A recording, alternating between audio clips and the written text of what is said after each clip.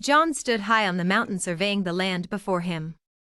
He squinted in the evening light and managed to spot the trail he was looking for. The sun was just about to set, and a glorious red and purple vista greeted his eyes. He took in a deep lungful of the clean and pure mountain air before he came back to his campsite and his dog. Charlie wagged his tail as John approached, but hardly bothered with more than that. He was tired after a long day of searching the mountain top for the elusive trail that would lead to their heart's desire. John scratched Charlie's ear and called him a lazy old toad. Charlie only looked at him, huffed and rolled onto his back with an eye roll. As if to say, "All right, I know what you need, go ahead, pet my belly." John laughed and did as he was instructed. When the fire died down and the large nearly full moon hung in the air, John poured the last of his tea over the coals and crawled into his tent, nudging Charlie awake so he could climb in too.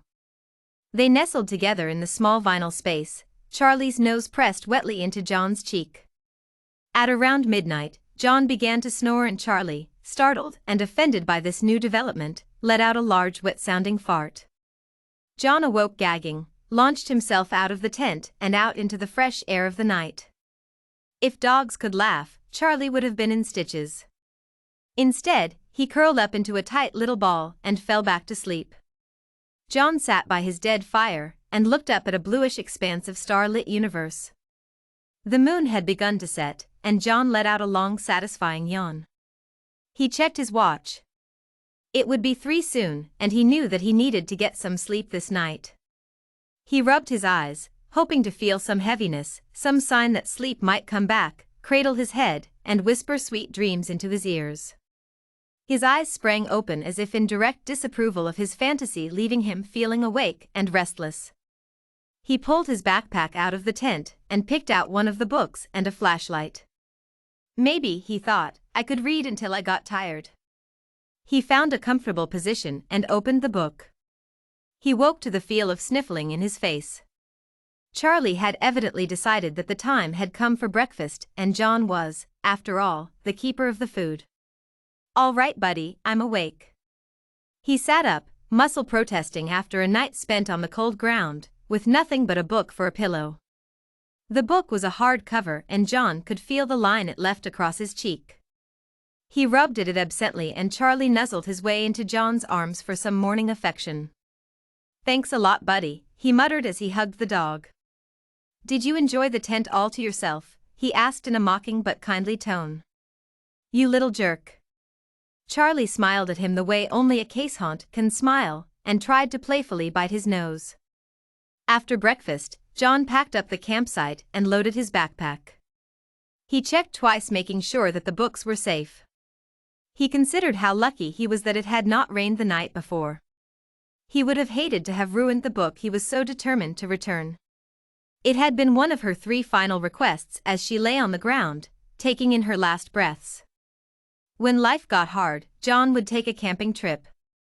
He liked to be alone, he liked the wilderness, but mostly he liked to pretend that the whole world did not exist. He liked to think that the world had ended and all that was left were the trees and the animals. No people, though, he could do without those. This time, it had been a bad breakup that had sent him out into the woods, his beat-up little Range Rover packed with everything he would need to survive for at least 2 weeks. He had been doing this since he was a kid, learning early that one need not pack too many things if one knew how to forage and find what he needed on his own. He had been out for only 3 days before he came across Della and Charlie. By that time, Della had been in terrible shape, and there was little John could offer but comfort. She had fallen and the damage was bad. Her best years already behind her, she looked like a wizened old apple, bruised and misshapen. It hurt John's heart to look at her. He crushed up some painkillers he kept for emergencies and mixed them with his remaining water. He eased her up to a sitting position and built a fire to keep her warm. When the drugs began to work, she seemed a bit clearer, and they talked quietly into the night. "How did you even get up here?" he asked, knowing the paths were difficult even for an experienced hiker. She smiled weakly and said, "Don't let my age fool you. Before this accident I was as sure-footed as a mountain goat. I used to come here when I was a child." My parents believed the forest was the best teacher, and would let me roam for days on my own. It was a different time. She shifted uneasily and tried to stifle the groan of pain. Charlie stirred, putting his head on her lap and whining softly. She scratched his ear and continued. You will find this hard to believe, she said tentatively, but there is a library in these woods. John looked at her skeptically and she chuckled, though that soon turned into a racking cough. She wiped her mouth and sighed. I know it sounds strange, but it's true. It's only a small thing, carved out of wood and mounted to a tree, but so few people know of it. When I was young, I took 3 books out of that library. To my great shame, I never did bother to bring them back. Until now, that is. That was the whole point of this trip, she said with a sigh and nudged the bundle at her feet. I have cancer, she went on, and not the curable, or even treatable kind. I knew this would be my last chance. Had it not been for the fall, I believe I could have made it. She coughed again, this time red spittle flew, and she wiped it herself, embarrassed. She took a sip of tea and looked John in the eye. John, she said seriously, I need you to do 3 things for this dying old woman. Can you do that? She asked. John nodded, sensing that his life was about to change. It could not be helped, and John already knew he would do anything to ease this lady's suffering. Bury me here, she said simply. Her eyes pleading.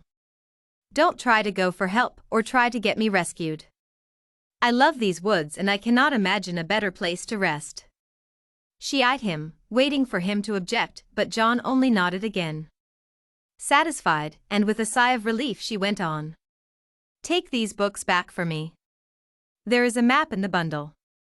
You will need to find the right path, but I feel like you know how to navigate out here. John nodded again. I can do that, he said. What is the 3rd request? He asked, though he thought he already knew the answer. Her eyes filled with tears for the first time since he had met her, and his heart clenched with sympathy. Take care, Charlie, she said, a sob escaping her for the first time. At his name, Charlie wagged his tail and nuzzled closer to her. She hugged him to her, though that too cost her pain. She lay back exhausted, a look of acceptance in her eyes. She smiled weakly and whispered, I'm ready, before slipping into one final sleep before the end. It took a long time to dig a hole big enough. Roots and stones made life difficult, and all John had to dig with was his poop shovel. He managed it though, and when his task was completed, he gently wrapped Della's body into her sleeping bag and lowered her into her grave. Charlie whined and tried to get in the way, but John only held him and kept repeating. It's okay, boy, I got you. Everything will be okay. Soon the dog quieted, and together they spent one last night at what would be known as Della's clearing.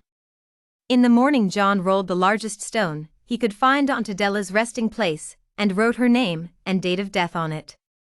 He knew the rain would wash the ink away eventually, but felt he needed to do something.